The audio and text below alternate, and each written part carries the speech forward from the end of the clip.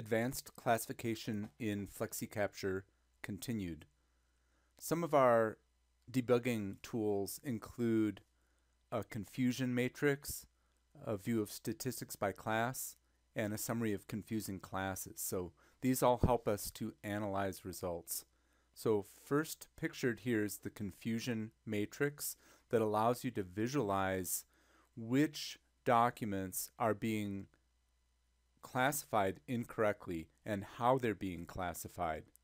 So you have the ability to click on this document here, which is a prices document that was read as a contract. So 3 of the prices documents were classified correctly.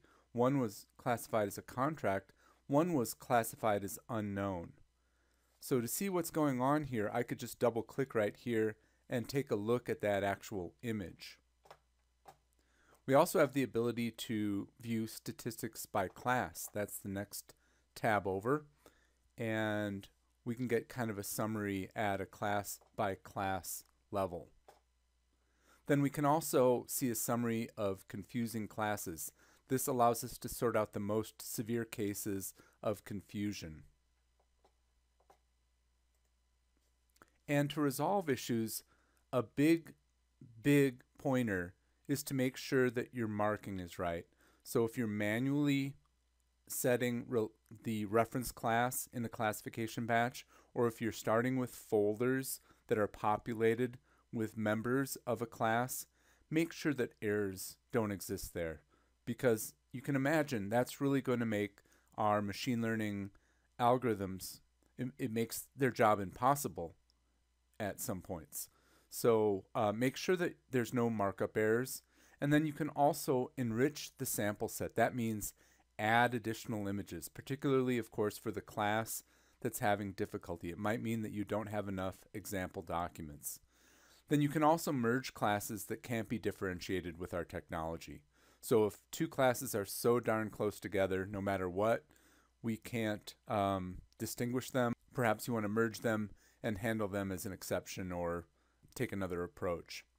And then this last step, step 4, is very powerful. You can create rules to differentiate classes. And a rule is essentially adding a header to a classifier. And all the powers and capabilities of having a header all come into play. There's another capability that's kind of derived from FlexiCapture for invoices. One thing that FlexiCapture for invoices does is it classifies each vendor by company name. So there's a data set that has all of the different information for companies, such as company name, company address, city, state, zip code. And you can take that same kind of data set and classify non-invoice documents, any kind of documents, by the existence of a company name. And this allows us to cope with documents from thousands of companies and to be able to classify them. So we can pull the page text, get back records from the company's data set.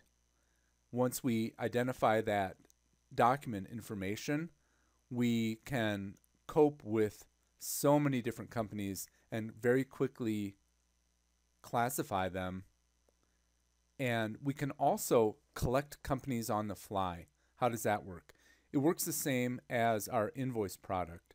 In our invoice product, if a vendor comes in that we've never seen before, our data set doesn't have that vendor information, you can simply rubber band that data and add it to the data set. Well, that same capability exists with classification by companies. You can also add classification scripts. And with those scripts, we can decide things like whether or not you want or need a human to verify the classification result. And you can make that decision based on the overall classification confidence level.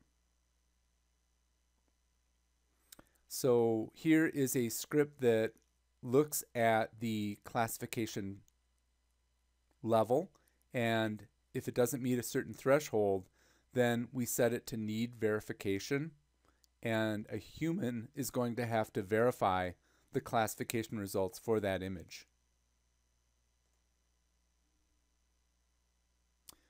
Let's talk about verification of classification results. Here we see a verification stage where we've got documents that have been actually classified with low confidence. And so you can manually confirm the document definition assignment, or you can change it by matching it to another document definition. And you can also create new document definitions on the fly. So when it comes to verifying based on confidence, not only can you assign or change class at the document definition level, but you can also do it at the document set variant level.